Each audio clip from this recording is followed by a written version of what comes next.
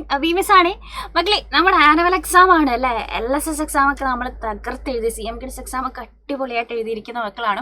So chapters ഒക്കെ നമ്മൾ അത്യാവശ്യം ഈ ഒരു എക്സാമിന് വേണ്ടിയിട്ട് പ്രിപ്പയർ ചെയ്തുകൊണ്ട് നമുക്കറിയായിരിക്കും. പക്ഷെ നമ്മുടെ ലാസ്റ്റ് യൂണിറ്റിലേക്ക് വരുമ്പോൾ നമ്മുടെ LSS എക്സാമിന് അധികം നമ്മൾ ഫോക്കസ് ചെയ്യാത്തൊരു യൂണിറ്റ് ആയിരുന്നു അല്ലേ.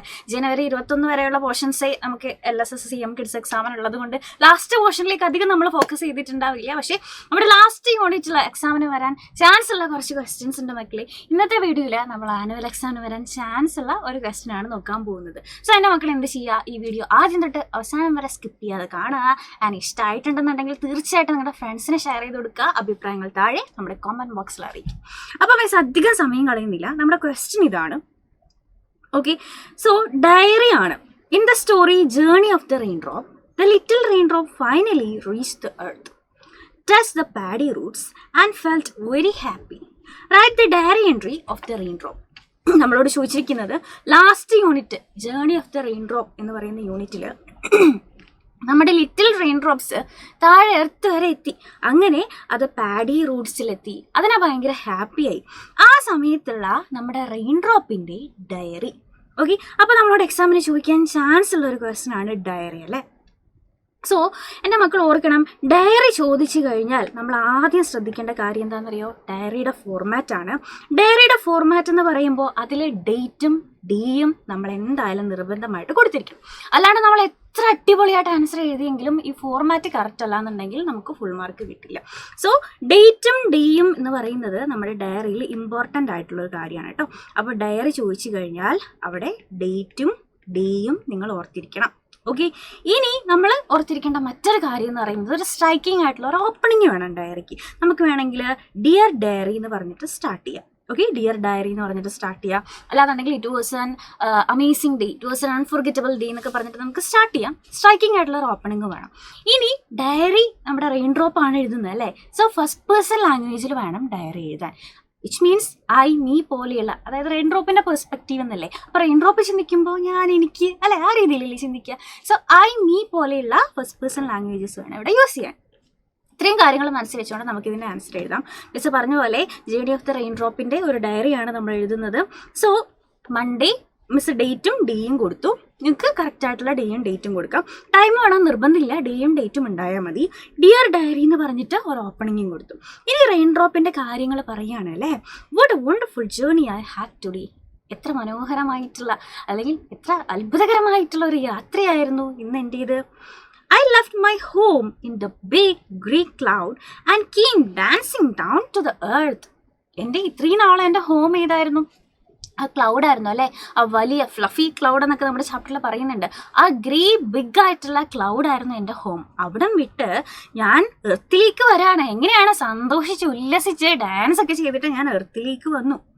I first landed on A little girls umbrella. അല്ല, ഇവിടെ ഒരു ചെറിയ മിസ്റ്റേക്ക് ഉണ്ട്. നമ്മുടെ ആ റെയിൻ ഡ്രോപ്പ് ലാൻഡ് ചെയ്ത് എവിടെയാണ്? I first landed on a cat's fur അല്ലേ. ക്യാറ്റിൻ്റെ ഫെറിലാണ് ആദ്യം നമ്മുടെ റെയിൻ ഡ്രോപ്പ് ലാൻഡ് ചെയ്തത്. ആൻഡ് സ്ലിഡ് ഓഫ്, എന്നിട്ട് അവിടുന്ന് താഴേക്ക് തെന്നി. Then I reach the brown soil. അങ്ങനെ അവസാനം ഞാൻ സോയിലെത്തി.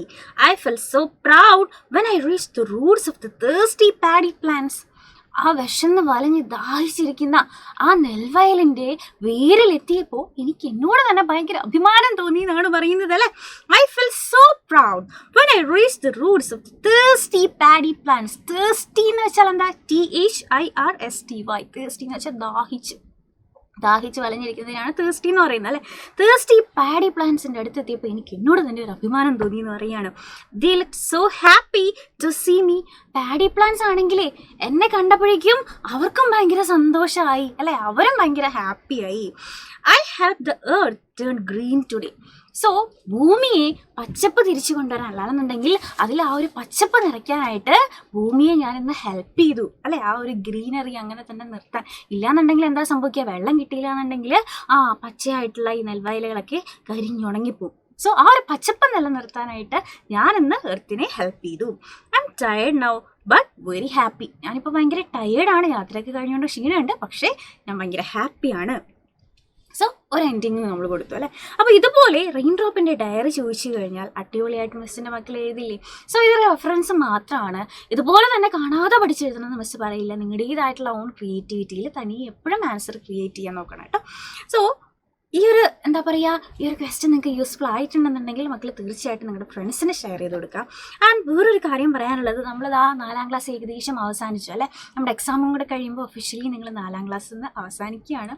ഇനി നിങ്ങൾ 5ാം ക്ലാസ്സിലേക്കാണ് പോകുന്നത്. സോ എക്സാം എങ്ങനെയൊക്കെ എഴുതണം, അല്ലെങ്കിൽ 5ാം ക്ലാസ്സിൽ എങ്ങനെയായിരിക്കും ചാപ്റ്റേഴ്സ്, നമ്മളിതാ എന്താ പറയുക LP ന്ന് UP യിലേക്കൊക്കെ പോവുകയാണ്. അപ്പോൾ എന്തൊക്കെയാണ് കാര്യങ്ങളെന്നതിനെ പറ്റിയിട്ട് കൃത്യമായിട്ടുള്ള ഒരു ഐഡിയ മക്കൾക്കും പേരൻസിനും ഉണ്ടാവില്ല. സോ ഇതിനൊക്കെ നിങ്ങളെ ഹെൽപ്പ് ചെയ്യാൻ വേണ്ടിയിട്ട് നമ്മുടെ സൈലത്തിൻ്റെ ഒരു ഫ്രീ വെബിനാർ നടക്കുന്നുണ്ട്. 14ാം തീയതി മാർച്ച് 14ാം തീയതി സാറ്റർഡേ കൃത്യം 6 മണിക്കൂർ വെബിനാർ നടക്കുന്നുണ്ട്. ഈ വെബിനാറിലേക്ക് ജോയിൻ ചെയ്യാനായിട്ട് ഈ കാണുന്ന QR കോഡിൽ നിങ്ങൾ സ്കാൻ ചെയ്യുക. ഫ്രീ ആണ്, പൈസ ഒന്നും കൊടുക്കേണ്ട കേട്ടോ. സോ നിങ്ങൾക്ക് എക്സാം അടിപൊളിയാക്കാനും അടുത്ത വർഷം എങ്ങനെ പ്ലാൻ ചെയ്ത് അടിപൊളിയായിട്ട് നിങ്ങൾക്ക് 5ാം ക്ലാസ് എഴുതണം എന്നൊക്കെ കുറേ ഡൗട്ട് ഉണ്ടാവും. അതിലൊക്കെ ഹെൽപ്പ് ചെയ്യാൻ വേണ്ടിയിട്ടാണ് ഈ വെബിനാർ. അപ്പോൾ മിസ്സും വെബിനാറിൽ ഉണ്ടാവും. അപ്പോൾ മക്കൾ എന്ത് ചെയ്യുക, വേഗം തന്നെ ഈ ഒരു QR കോഡ് സ്കാൻ ചെയ്യുക. ആൻഡ് മറ്റൊരു കാര്യം പറയാനുള്ളത്, നമ്മുടെ 5ാം ക്ലാസ്സിലെ മക്കൾക്ക് വേണ്ടിയിട്ടുള്ള ഒരു ബാച്ചാണ് നമ്മുടെ